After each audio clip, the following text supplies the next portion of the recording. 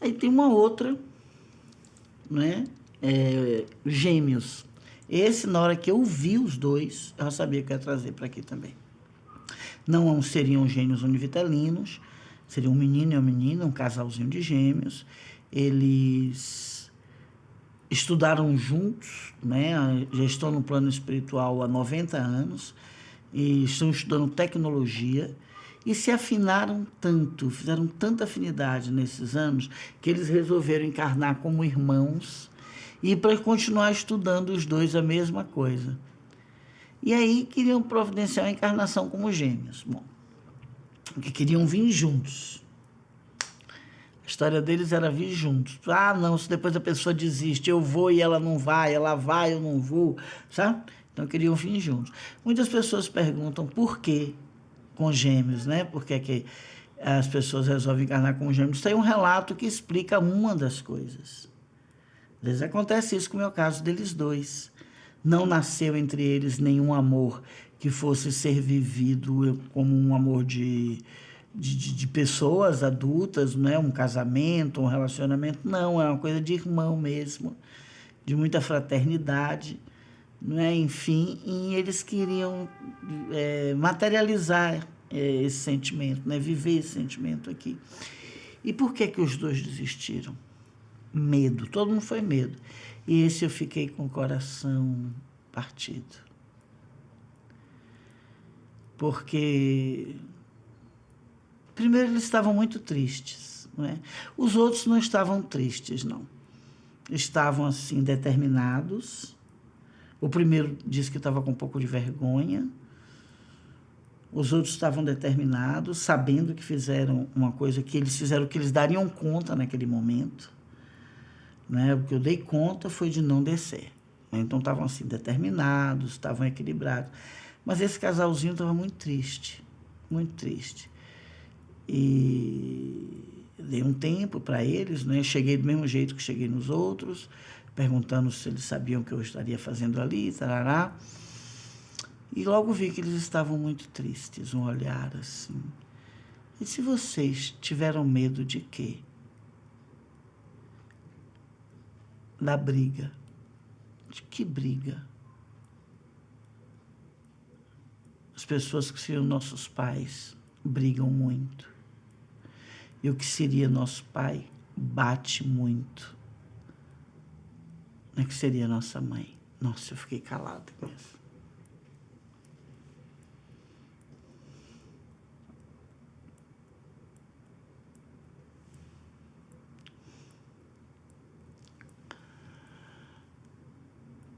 E como vocês souberam disso? Nós soubemos porque nós sentimos o abalo.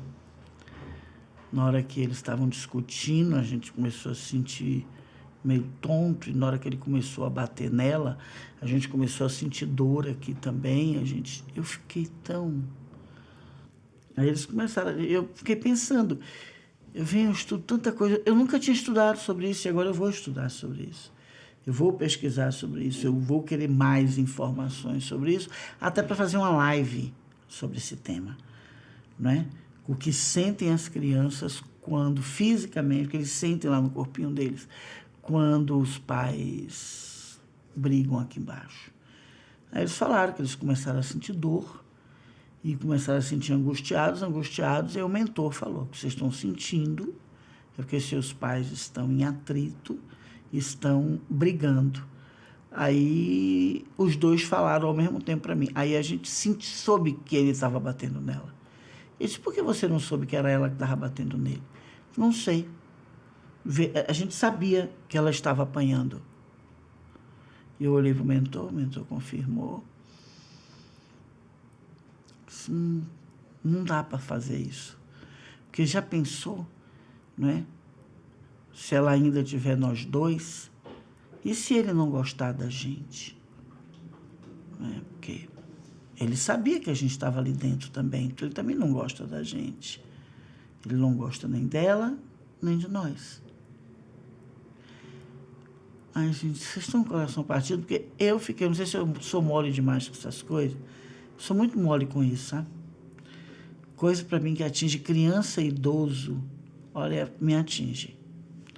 Eu acho que eu digo sempre aqui em casa, um desvio encarnatório que eu posso dar é criar uma confusão aí por causa de criança e idoso. Eu já criei algumas, porque é uma coisa que me pega mesmo, assim, pega em um lugar muito forte em mim. E eles estavam assim tristes e depois eu conversei com o mentor, né? O mentor disse que eles estavam fazendo todo um trabalho para superar essa experiência, né? E eles disseram isso, o que a gente vai fazer lá, né?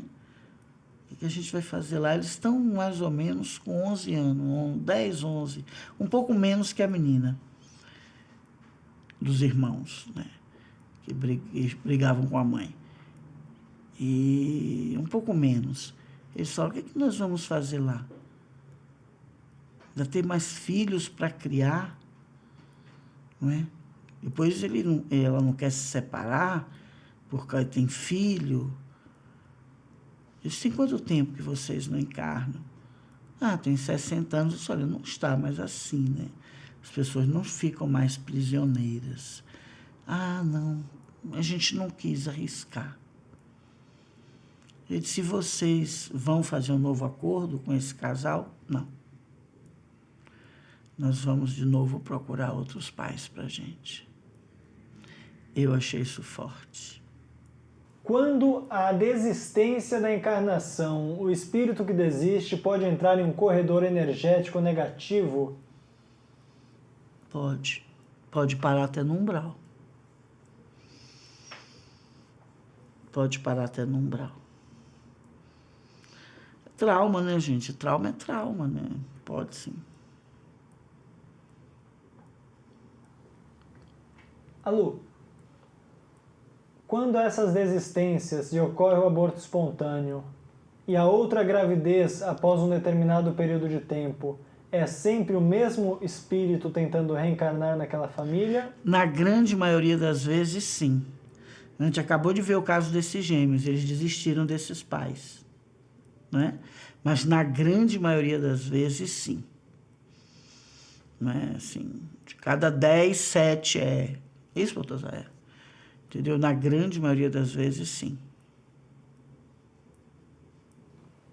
Existia previsões da espiritualidade para o encarne de almas mais evoluídas no período da transição planetária. Como fica isto se estamos nos afundando no materialismo e este medo geral está se espalhando tanto no planeta como nas esferas espirituais? Fica para a gente refletir, né? Fica para a gente refletir. Fica assim. Lidar com esse dado de realidade. Você vê o número de nascimentos são muito pequenos, né? Cada vez menos.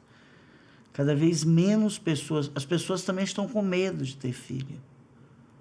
E isso, naturalmente, passa para o plano espiritual.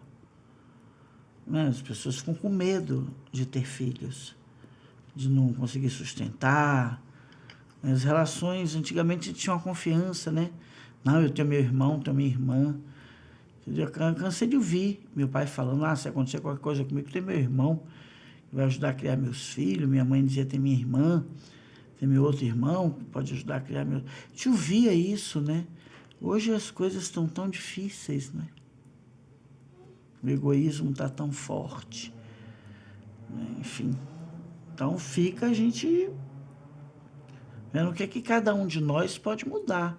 Quando há essa desistência e, consequentemente, o aborto espontâneo na gravidez, o perispírito que já passou pela etapa de regressão espontânea continua como criança no plano espiritual ou vai fazendo um crescimento espontâneo?